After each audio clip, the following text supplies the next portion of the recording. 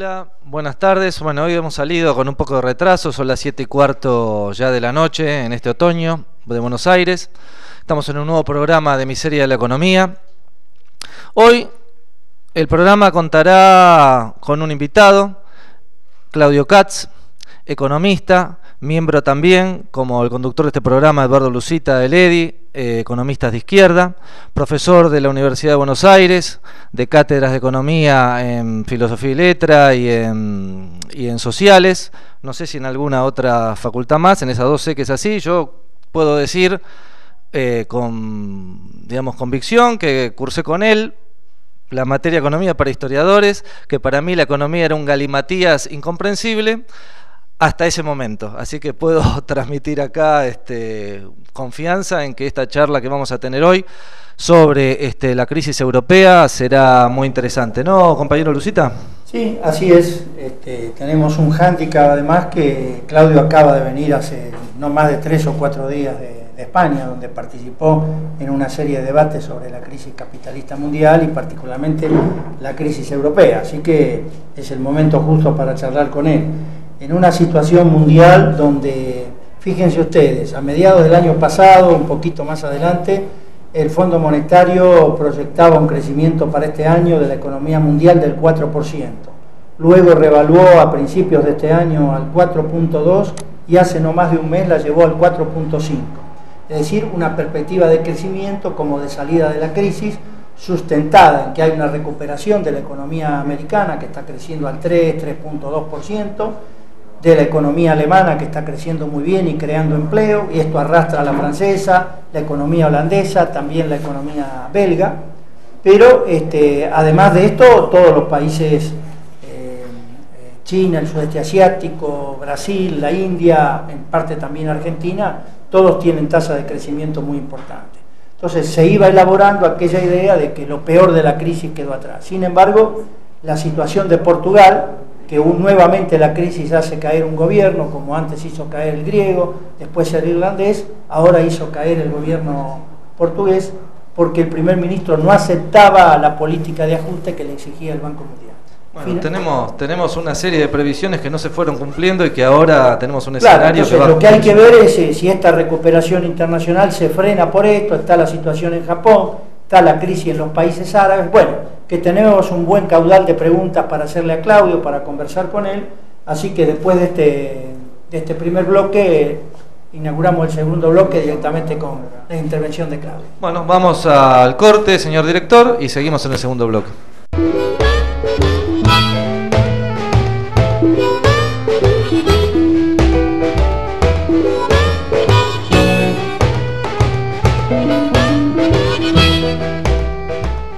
Bueno, estamos entonces en este programa en situaciones particulares, Claudio, porque sabrás que hay una situación conflictiva en INPA, se viene un desalojo. Una de las formas de colaborar, de solidarizarnos además de lo que hemos hecho ya, es continuar por la programación de Barricada y también con este programa. Así que bienvenido al programa, gracias por estar acá. Y bueno, estás recién llegado de España, donde has estado discutiendo sobre la crisis mundial y la situación en los países de la periferia europea. Así que una pregunta casi inevitable es ¿cómo se ve la crisis desde España? Mira, la crisis vista desde Europa se parece mucho a cómo estábamos nosotros en Argentina o en América Latina en la década del 90.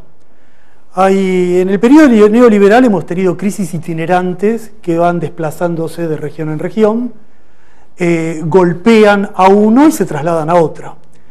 Y en América Latina ahora nosotros tenemos un respiro, no solo como dicen los neoliberales por la disciplina fiscal o como piensan algunos heterodoxos por el gasto público. Aquí hubo un fuerte ajuste de la economía latinoamericana en los años 90, con depuración de empresas, de bancos, con desvalorización de la fuerza de trabajo, y ese ajuste que vivimos nosotros ahora llegó a Europa. Entonces, la analogía, algunos de ellos las hacen, pero para nosotros ver eso nos resulta muy familiar a algo que ya conocemos, algo que ya hemos visto. Claro, ahora cuando a nosotros nos estalló la crisis, la relación deuda-PBI nuestra era superior ampliamente al 100%, 120%, 130%. pero los datos que llegan ahora, por ejemplo, de Portugal, es que la relación deuda-PBI es el 83%. Es decir, para nosotros hubiera sido una situación manejable. ¿Por qué es tan grave la situación de Portugal en estas condiciones ahora? Yo creo que es grave por cómo han quedado los países de la periferia europea en esta coyuntura de la crisis. Porque si vos ves la crisis mundial, que en Europa, región central, se discute la crisis mundial, ellos en la crisis mundial, si vos ves la crisis mundial, ha tenido un desenlace bastante imprevisto. Ni se profundizó, ni se atenuó. En realidad lo que está ocurriendo es que se ha ido fragmentando, se ha ido fracturando la crisis, con tres situaciones distintas en los países centrales, en la periferia y en los emergentes. Y esto crea un cuadro bastante complejo en el escenario general.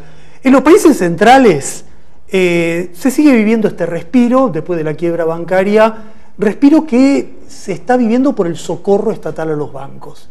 Y esto le da oxígeno a algunos países europeos como Alemania, pero también al centro de la crisis, que es Estados Unidos, que respira, tiene crecimiento, pero junto al crecimiento una situación de colapso fiscal que puede estallar en cualquier momento. Claro, porque lo que se ve que hay una red de interrelaciones de unos países en Europa, de que unos se deben a otros, cifras. No sé si si el director puede poner en pantalla un gráfico que tenemos con esta red, donde se ve, por ejemplo, cuáles son, estos círculos indican, el tamaño del círculo indica quiénes son los principales deudores, ¿no? Italia, España, Irlanda, Portugal y Grecia, ¿no? Pero además las flechas van indicando cuánto es el monto que cada uno debe al otro, ¿no? Y sacando el caso de Portugal, cuyo principal acreedor es España, el resto de los países, el principal acreedor es primero Alemania y después Francia, ¿no? Entonces, Alemania es el que está manejando el Banco Central Europeo, que es el que da los montos para el salvataje de estos países, para que a su vez le paguen a los bancos alemanes, ¿no? Entonces, es el circuito que nosotros ya vivimos con los bancos norteamericanos en la década del 90, ¿no? Claro. Uno que es el acreedor, que tiene un Estado fuerte, que lleva adelante la política que le exige ese acreedor. En el caso nuestro era Estados Unidos, los bancos norteamericanos y el Fondo Monetario Internacional. En el caso europeo es Alemania, el Banco Central Europeo, Bruselas, que es la organización política, y ajustando a la periferia. Y parte del fondo también, porque ahora el fondo participa. Sí, pero ahí el protagonista central es Alemania y su Banco Central. Y lo que está ocurriendo en Europa son dos situaciones conjuntas. Primero, una nueva etapa de ajuste neoliberal para todos. Y para todos incluye Alemania también. Alemania, Inglaterra, Francia, los grandes. Donde hay ajuste neoliberal, restricción, aumento del desempleo, recorte del gasto público y aniquilación del estado de bienestar en los países poderosos. No te olvides que el que empezó el ajuste fue Alemania. Claro. El que bajó primero los salarios fue Alemania y ahora le dice a los demás, yo bajé los salarios a seguir el ejemplo. Impone el ajuste. A seguir el ejemplo que yo di. Entonces, hay un ajuste neoliberal general y un discurso neoliberal general. Uno escucha en Europa, cualquiera sea el país, Alemania o Portugal, escucha esa misma retórica de los pueblos culpables, de las poblaciones que no trabajan lo suficiente, de la falta de competitividad, de cierta ausencia de cultura del trabajo, y entonces en todos lados ajuste y ajuste. Ahora, como bien decís vos, en Europa el ajuste tiene dos velocidades. El que lo manda, Alemania, y el que lo sufre en los periféricos. Y ahí hay una situación muy distinta. Alemania es una potencia exportadora.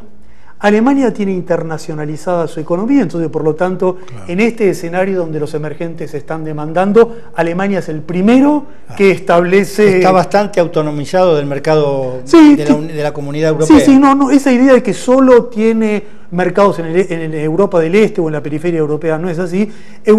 Alemania participa de la demanda general y los negocios generales que hace China, la India y otros emergentes. Y después los que sufren el ajuste brutal.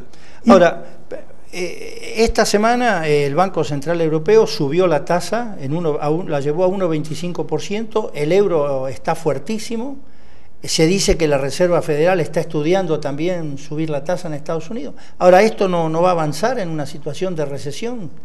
En Europa es automático, suba de la tasa de interés, fortaleza del euro, no recesión general, dualización general. Dualización, o sea, el que está manejando Alemania ajusta la tasa a lo que necesita y los demás cada vez más sofocando. En ese círculo vicioso que también conocimos nosotros de ajuste, suba de la tasa, recesión, más recesión para enfrentar las nuevas deudas. Y ahí sí viene una situación dramática para la periferia europea, ¿no? Verdaderamente dramática. Hay un fondo de rescate. Ese fondo de rescate es el fondo de rescate de los bancos, no es el fondo de rescate de los países. Claro. A Portugal le prestan plata para que socorra a los bancos, no para que socorra al pueblo portugués. Y bueno, y ese fondo de rescate funciona de una manera también muy familiar a nosotros. ¿Qué le dicen a Portugal, a Irlanda y a Grecia? Le dicen, vos estás por entrar en default, la cesación de pago sería el fin del mundo, vos no podés quedar fuera de Europa, vos tenés que aceptar, por lo tanto, un préstamo que nosotros te damos a vos, que vos se lo das a los bancos para salvarlos y a cambio de esto ajuste, ajuste y ajuste. Y hay 3 casos fuertes, hasta ahora.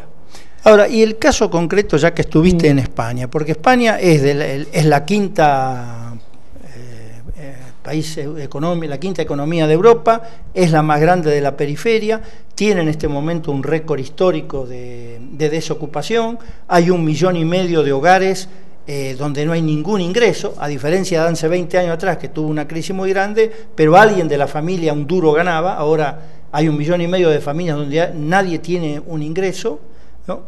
Y además esta fortaleza del euro va a debilitar uno de los principales ingresos españoles, que es el turismo, porque hoy el turismo en España debe estar muy caro, ¿no? Entonces Rubini, el gurú Rubini acaba de decir que la economía española es muy grande para caer, pero también es muy grande para ser salvada, ¿no? Entonces, España está en una situación intermedia. España no es Portugal, no es Irlanda y tampoco es Alemania. El ajuste fuerte empezó en Grecia, siguió en Irlanda y ahora viene en Portugal. España está en una situación que está entre los muy grandes para caer. En realidad es un país mediano, pero una cesación de pagos en España volvería a crear el efecto contaminante, entonces hay una consideración especial. Ahora, con perspectiva de cesación de pagos o sin perspectiva de cesación de pagos, en España se está aplicando el mismo virulento ajuste que Grecia, Portugal o Irlanda. Y lo hace Zapatero, lo hace la socialdemocracia.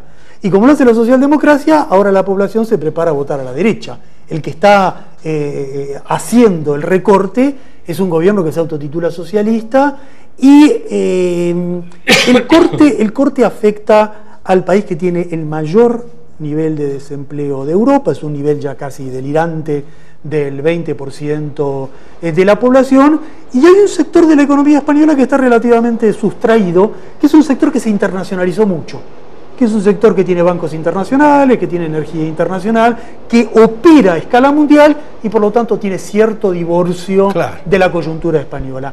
El drama lo está sufriendo Grecia, que es el calco de Argentina antes del 2001, la misma apertura económica, la misma liberalización económica, la misma cercanía de un default. Irlanda, que es un caso interesante porque no solo en España, no solo en Europa, aquí también, Irlanda era el modelo de los neoliberales, era el modelo de Aguinis, era el modelo de Terráneo, era el esquema que iba a permitir a un país pobre salir de la miseria. Bueno, Irlanda está trastabillando y Portugal entró ahora en el desfiladero. Entonces hay una situación dramática y lo importante no es solo la discusión económica, la discusión política de qué tipo de resistencias populares se generan frente a este ajuste, ¿no? Vamos a ver eso en el próximo bloque, tenemos que ir a un pequeño corte. Y me gustaría, no hay prácticamente información de los países del este. ¿Qué se sabe allá? Si es que algo se sabe.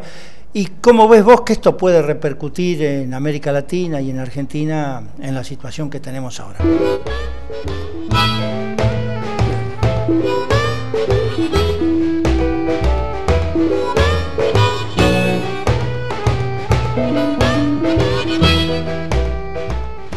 Bueno, Claudio, al principio de la crisis, 2007, mediados de 2007, 2008, parte del 2009, se hablaba mucho de los países del este, de que iban a hacer un fuerte ajuste, que algunos países no se sabía si podían sostener iban a poder soportar la crisis, si eran viables, etcétera.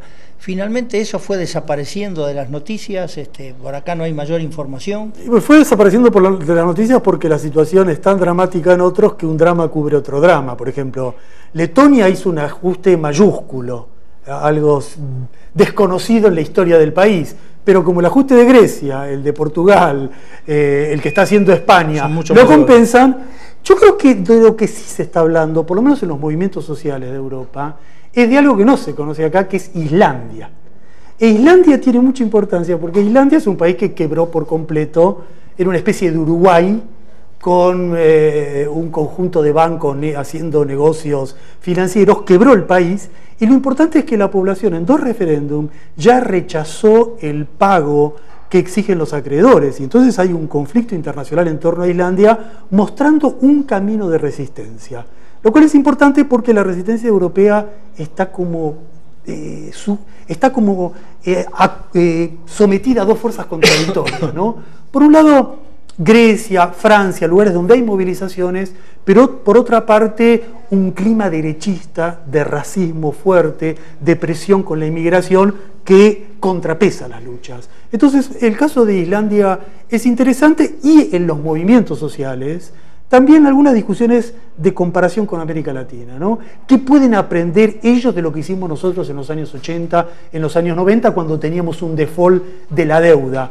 Por ejemplo, cómo manejar una situación donde salir o no salir del euro, debate que está hoy en el tapete, pero cuidando las reservas, evitando la fuga de capital, incorporando formas de auditoría de la deuda como en Ecuador, formas de control de cambio. Bueno, todo esto se discute en los movimientos sociales. Claro, porque eso es bien interesante, porque en realidad el euro es una especie de corset que no le permite a ningún país tener soberanía monetaria. Y además ahora quieren, a los alemanes, el Banco Central Europeo quiere como un organismo supranacional de homogeneizar todos los ajustes para controlar los déficits presupuestarios, ¿no? O sea, hay una pérdida de soberanía de estos países muy fuerte, ¿no? Muy superior a la que tuvimos nosotros con la convertibilidad, muy superior. Exactamente. Porque nosotros, que en la época de la convertibilidad quedaba la discusión de cómo salimos. Ahí están todos atados a un corset europeo que es ajuste o ajuste. Y con la idea que Europa, como está envejeciendo la población, como se están deslocalizando las empresas, el discurso neoliberal es: si queremos evitar eso, ajuste, ajuste y más ajuste. Entonces, por eso interesa la experiencia de lucha nuestra, que en nuestros países hemos demostrado que hay caminos alternativos al ajuste, y además en un escenario internacional muy cambiante, porque lo que es noticia hoy, dentro de 2 semanas, desaparece de la tapa de los diarios, porque el escenario económico es un escenario muy frágil. Vos fíjate, ¿no? Hasta hace un mes atrás discutíamos que hay recuperación, pero tenue, porque suben los precios de las materias primas, porque puede haber un default. Y apareció el caso de Japón. Apareció un terremoto, y ese terremoto hace discutir no las víctimas, no la irracionalidad de la energía nuclear en un país que tuvo Hiroshima, exacto, sino el impacto de Japón en la crisis económica mundial y en el propio devenir de la economía japonesa. Claro, eso habíamos estado tratando algo en un programa anterior, pero vos me decías también que si bien fuiste a reuniones de economía, también se discutió mucho la situación en los países árabes y en Libia, ¿no? Sí. Eso es interesante también desde el punto de vista económico del petróleo, porque, por ejemplo, la economía estadounidense es muy sensible al precio de los combustibles. Paul Krugman, por ejemplo, dice que a partir de un precio del petróleo a $140, la economía americana puede empezar a frenarse, ¿no? ¿Qué se discutió de esto? Bueno, ahí el mundo árabe está enfrente. Claro. Y lo que ocurre en el mundo árabe se percibe directamente.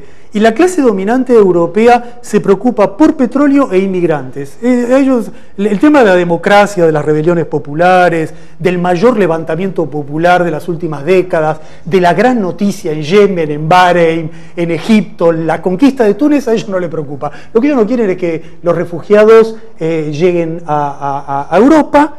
Y por lo tanto hay un debate sobre refugiados y sobre petróleo. Aunque lo del petróleo es más contradictorio, ¿no? Porque las empresas ya estaban en Libia. Ya estaban digamos, no es que ahora bombardean Libia para asegurar el petróleo, ya estaban todos. Yo creo que hay una gran discusión en Europa, en la izquierda europea, del hecho que acá hay una rebelión popular mayúscula, Una rebelión popular que rompe todos los mitos del atraso de los pueblos árabes, los mitos que son pueblos que no les gusta la democracia, rompe esos mitos. Incluso hay una participación fuerte de la mujer en algunos países como Egipto, Túnez, una participación fuerte o toda esta idea de la sumisión de las mujeres. De las mujeres, de los jóvenes, y frente a esta lucha, bombardeos. La razón principal por la cual Europa, Francia, Gran Bretaña, Estados Unidos bombardean es para mandar un mensaje. El mensaje es, si las rebeliones continúan, nosotros tenemos acá las Fuerzas Armadas para actuar como actuamos en Irak, para actuar como actuamos en Afganistán, con, por supuesto, el estandarte hipócrita de la ayuda humanitaria. Ayuda humanitaria que ha creado en Afganistán y en Irak la mayor catástrofe histórica de estos países por una invasión. Exacto. Entonces, hay una gran hipocresía, hay un doble parámetro. A Libia, que es un gobierno poco confiable, lo bombardeamos. A Bahrein, que es donde nosotros los norteamericanos tenemos nuestra base militar. Y Arabia Saudita tampoco. Encubrimos. Arabia Saudita lo encubrimos. Los derechos humanos se violan en Siria, pero en Israel está todo magnífico. Bueno, este doble parámetro es algo que para el latinoamericano choca cuando uno llega a Europa, ¿no? Lugares que se debe bombardear y lugares que se debe proteger. Y las razones para bombardear o proteger son los negocios que tienen las empresas en esos países. Pero es un gran movimiento que está impactando Europa, que está impactando al mundo, y que lo interesante quizás es que, a diferencia de 1989, cuando cayó el muro de Berlín, ahora está golpeando una zona geoestratégica clave para el imperialismo norteamericano, y como bien dijiste vos, es un movimiento que se aleja por sus banderas del fundamentalismo. Es un movimiento que quiere democracia. Y la lucha por la democracia aproxima a los pueblos árabes, a los pueblos del mundo y a nosotros mismos. Y en esta interrelación de los movimientos sociales, me parece que hay un proceso de aprendizaje y hay que prepararse para las sorpresas. Nadie imaginaba que iba a estallar Yemen, Egipto y Túnez. Y nadie puede saber qué sorpresas el movimiento popular nos depara en el próximo periodo. Exacto, me parece que esa es una buena conclusión, ¿no? La lucha de clases no es encajonable, no es programable, no es cuadriculada, sino que salta por donde a veces uno menos se lo espera, más allá de la profundidad de los análisis, ¿no?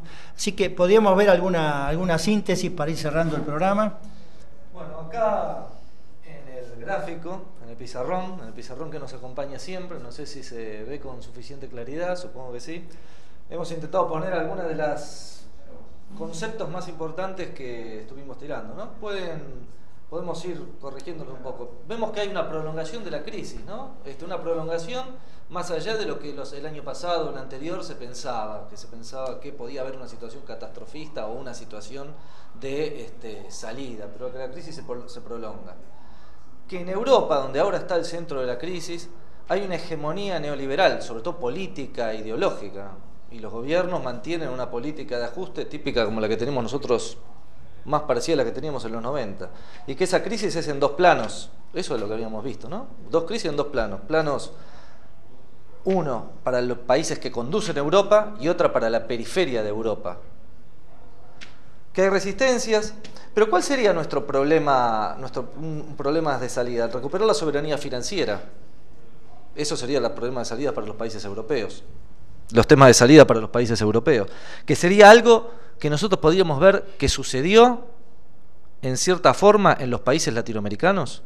Lo traslado como pregunta. Acá hubo una recuperación o un sostenimiento de la soberanía financiera que nos permitió salir de la crisis. Al no haber moneda única en América Latina, cada país tiene ciertos resortes de manejo monetario, como devaluar o no, que le permiten mantener cierta presencia del Estado en el manejo de ciertas políticas activas. Pero también yo diría que tantos años de lucha, tantos años de resistencia, han cambiado el escenario latinoamericano.